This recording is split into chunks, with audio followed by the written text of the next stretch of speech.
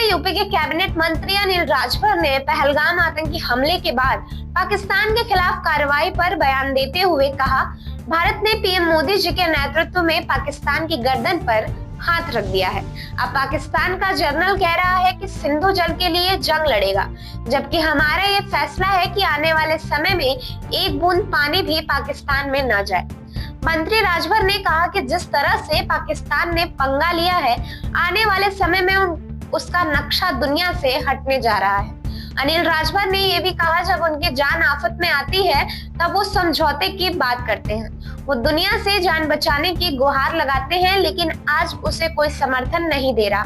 Media से बातचीत करते हुए मंत्री अनिल राजभर ने राहुल गांधी के बयान पर प्रतिक्रिया देते हुए कहा कि राहुल गांधी कुछ कहते हैं, उनकी पार्टी के नेता कुछ और कहते हैं, उनके जीजाजी भी कुछ और कहते हैं। इन सभी के बयानों में विरोधाभास है।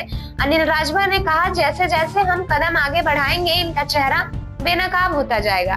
बातचीत के दौरान अखिलेश यादव और समाजवादी पार्टी पर बोलते हुए अनिल राजभर ने कहा, इनकी प्रकृति ही नहीं देश के साथ खड़ा होने की, इनके खून में ही भारत के साथ खड़ा होना नहीं है। मंत्री अनिल राजभर ने कहा कि सामाजिक परिवर्तन के आधार पर मुलायम सिंह ने पार्टी बनाई। सपा 4 वर्ष सरकार में रही, लेकिन उनका सामाजिक परिवर्तन कहाँ है? कहीं कोई बदलाव नहीं आया। उनका समाजवाद और सामाजिक परिवर्तन परिवार तक ही सीमित है। अनिल राजभर बीजेपी के वन नेशन वन इलेक्शन कार्यक्रम में शिरकत करने गाजीपुर पहुंचे थे। मंत्री अनिल राजभर ने गाजीपुर मेडिकल कॉलेज सभागार में परिचर्चा कार्यक्रम को संबोधित किया।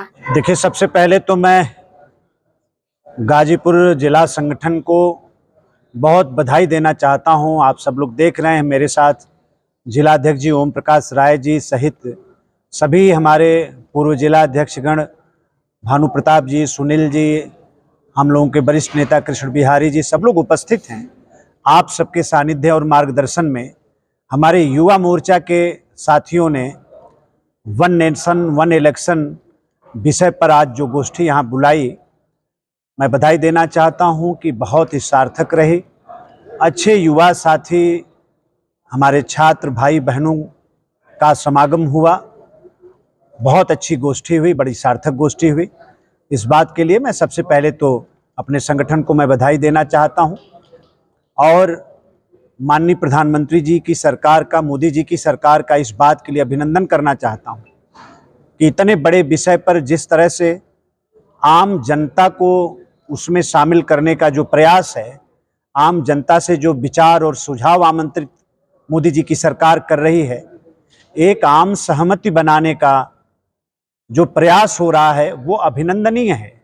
जबकि आप सब लोग जानते हैं कि one nation one election Modi ji की कैबिनेट ने भी उसको अनुमोदित किया है, देश की संसद ने भी उसको पास किया है।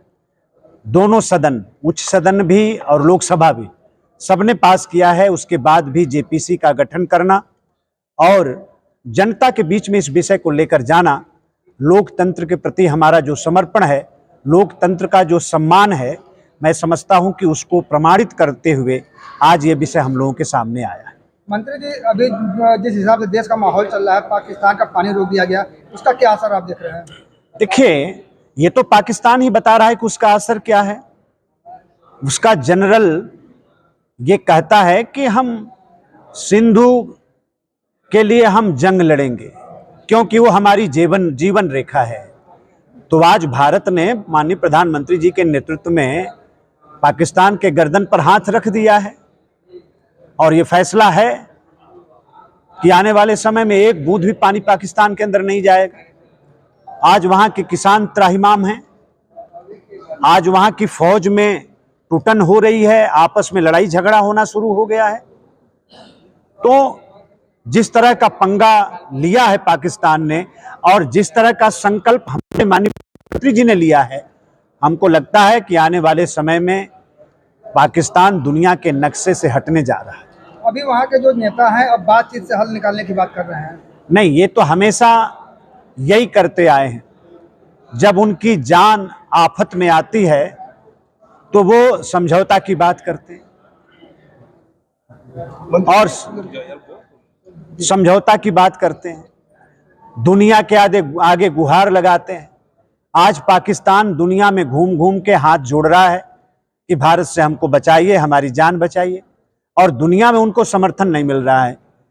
ये आज की तारीख में भारत सरकार का जो पुरुषार्थ है, मैं समझता हूँ उसका अभिनंदन करना चाहिए कि दुनिया पर माननीय प्रधानमंत्री जी का कैसा असर और प्रभाव है कि आज पूरी दुनिया आज भारत के साथ खड़ी है और परिणाम भी बहुत जल्द पूरे देश और दुनिया के सामने आएंगे।